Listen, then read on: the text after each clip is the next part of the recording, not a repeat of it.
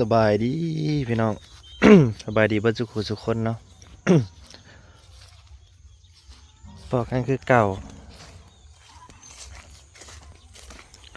เขานอนก็ตื่นละ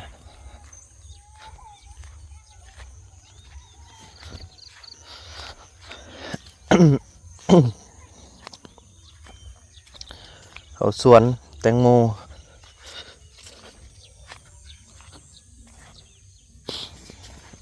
สูบน้ำใส่มือน่ะ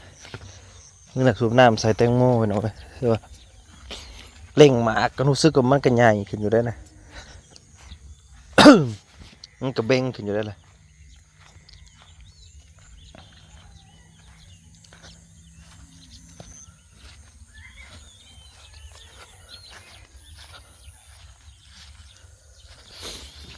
ซุม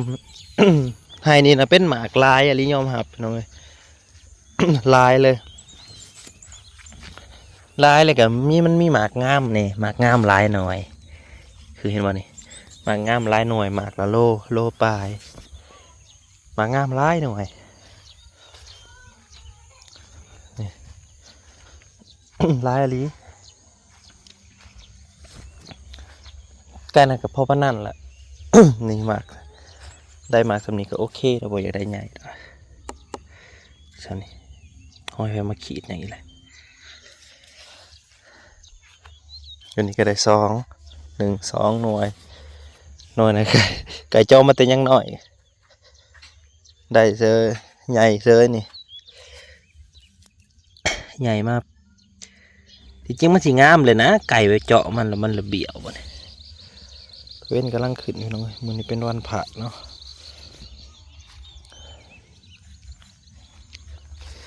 ตัวนี้ก็งามเลยกันนี่หน่วยมุนให้ในหน่วยงามกับลายหน่วยอยู่ไฮลุมมันจะเป็นหน่วยยาวเด้หน่วยยาว เราเบิ่ง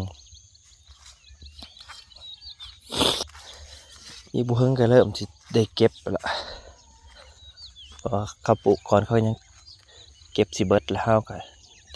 อีบุโดนมันได้ก็ได้เก็บแล้วล่ะแตงโมเฮา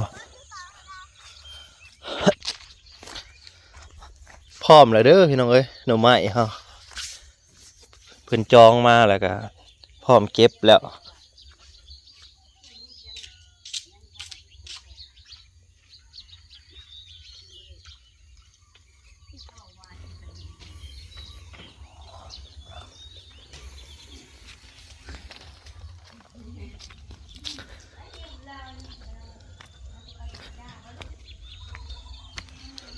พร้อมเก็บ ว่าเป็นยังไงลูกแปดได้กินได้แต่ว่าถือว่ามื้อนี้สันยาวกับเก็บหายแล้วล่ะโอ้โหน้ำมันดูน้ำขึ้นไปน้ำย่อยปรับลงมา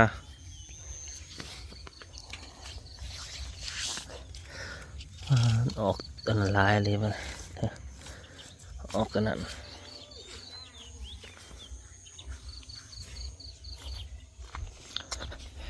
ว่าตั้งแต่คือบนได้ยินเสียงเปิดอันนั้นเนาะ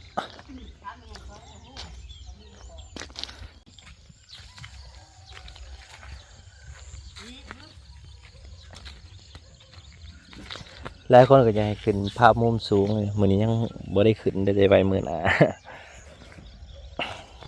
โอ้ยหมักม่วงกับ2 หน่วยพี่น้องเอ้ยนี่กับนี่ปอมหน่อยไปเลย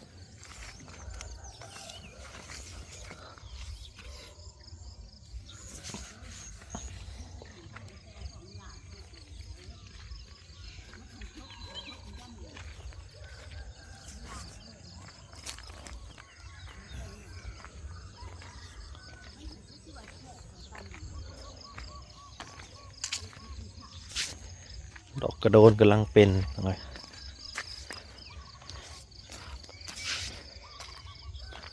ดอกกระโดน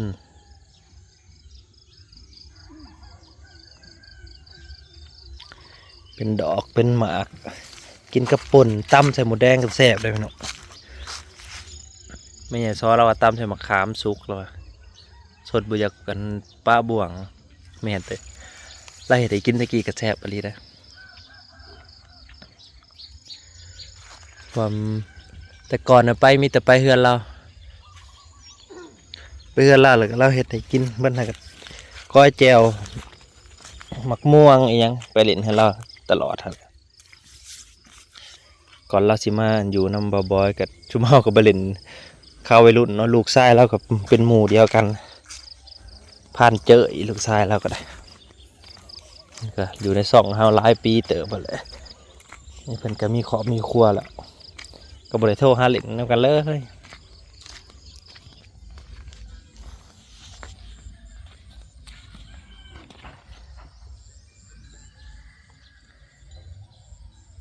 หอมพี่น้องเลยบ่ได้ซื้อหอมมันอันนำมาปลูกอีกหอมแหล่นะ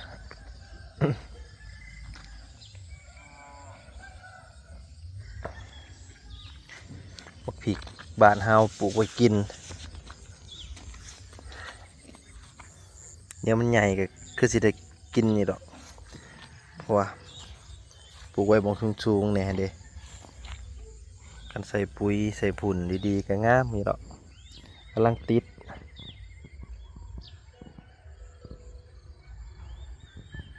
แดงเริ่มก่อโตยเลยพี่น้องเอ้ยนี่เฮาไอ้เริ่มมีไข่เลยได้นี่ในใกล้ๆเองเดี๋ยวมันก็มีไข่เดี๋ยวเมื่อหนาวแย่ห้างนั่นนะได้บักลายพวกก่อยเฉยนี่ห้างนี่เริ่มก่อโตฝนตกใช่มันก็กินน้ำกินยังกินน้ำกินยังไปแหละ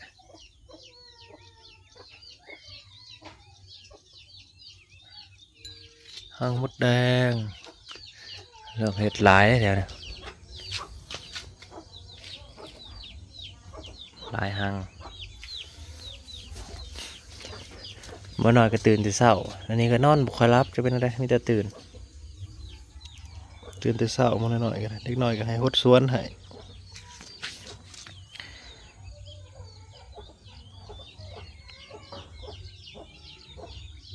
วันหลายวันใดเดี๋ยวก็แล้วเพราะว่าสูบน้ำใส่มือนะวันใดมันบ่ถึงให้หดเพิ่มหน่อยจะไปใส่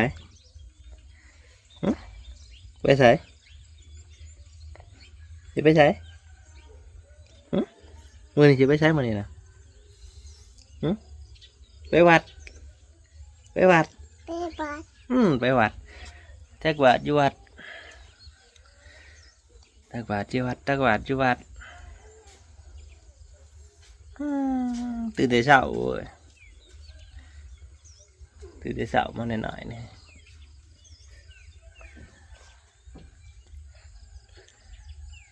นี่ก็กำลังจะเตรียมไปตักบาตรพี่น้องเลยวัดน้องแต่หมดแล้วอยู่วัดอันนี้วัดบ้านน้ำมงเงินเพิ่นตักบาตรสลายเป็นวันศีล8แล้วก็เลยบ่ได้ลงไปตักบาตรมันศีลใหญ่เหมือนศีลเพ่งใส่เสือไว้ซื้อหายนี่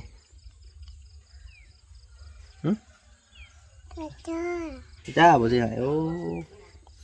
จ้าสิหายโตอันปีโตการ์ตูนดิเคยจ้าสิหายโตเป็นการ์ตูนอีกตึงแล้วการ์ตูนนี่ตอนนี้ก็แดดออกแต่เช้ามันนี่สิฮ้อนอีกแล้วพี่น้องมันจัดอีกแล้วนี่ฮ้อนจัดอีกแล้วจำตัวไปตักบาตรนะเกิดก็มาเตรียมไปพี่น้องเลยตอนนี้ก็ไปห้ามหน่อยยื่นถะขอไปหนึ่งเสือมาตัวใหม่ก่อนใช่ชิไปใช้อันไหนชิไปใช้ลูก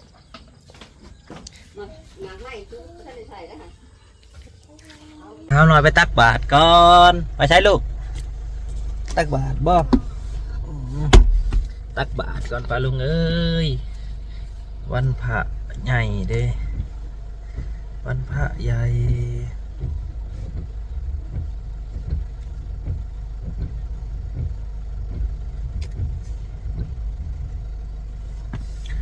จกก่อนจักหน่อยนี่แหละพี่น้องตะเว้นกำลังขึ้นที่พากันไปแล้วตาแม่นำยานไฟฟ้าไปเพราะว่า เฮาก็สิไปซื้อน้ำมันเลยได้ตักบาทแล้วก็สิไปแล่นไปเอาน้ำมันเลยมาตุนไว้ตุนน้ำมันไว้บ่แม่นว่าย่ามันเบิดดอกเอาไปเอามาแล้วย่ามันกันราคามันพุ่งบ่เบิดก็ราคาพุ่งแน่นอนอยู่แล้วน้ำมันนะ 100%นะพุ่งอยู่แล้วราคาน้ำมันนะแน่นอน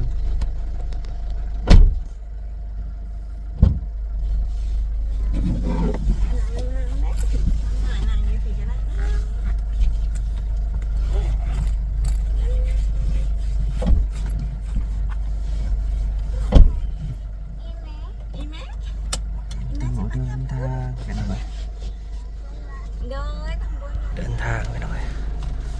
ทำบุญบ้าเด็ดสองตาห่อนอีกแล้ววันนี้ห่อนอีกแล้วไปหน่อยถือไป2 แกลลอนน้ำกระปุกตุงน้ำมันกันนะแต่ว่าเรื่องขาดหรือบ่ขาดบ่ฮู้แต่ว่าราคาขึ้นนะมัน100%อยู่แล้วไปน้องเลยเที่ยวเฮาอ่ะเว้าตามจริงนะคันกะฮู้อ่ะราคาน้ำมันสิขึ้นเขาเจ้าก็สิปิดเป้าไว้ก่อนปิดไปแบบว่าเขาก็ว่าน้ำมันเบิดแต่พอน้ำมันขึ้นแล้วราคาเขาจะก็เปิดแล้วป่ะนี่เห็นบ่บุญซื้อน้ำมันช่วงก่อนซื้อน้ำมันโอ้ยบุญแล้วมาเผา2 มื้อก็มีคนมาเผาถาซื้อน้ำมันมานอนถาอยู่หน้าปั๊มนะอยู่รัก35จุดตีหอดกันเพราะว่าน้ำมันเป็นสิ่งสำคัญที่สุดแหละเพราะว่าไปใช้ก็ต้องใส่น้ำมันเนี่ยมันก็เลยโอ้กันน้ำมันขาดเจ๊งเลยเศรษฐกิจนี่แหละย่ำแย่แล้วเลยป่ะแต่ว่าเพิ่นก็ว่ายังส่งออกอยู่น้ำมันก็ได้ตามข่าวแต่ว่าเรื่องขึ้นราคาแน่นอนอยู่แล้วต้องขึ้นแน่นอนไปเลยไปตักบาตรก่อนไว้พอกันใหม่พี่น้องขอบคุณนะที่มาหับชมเดินทาง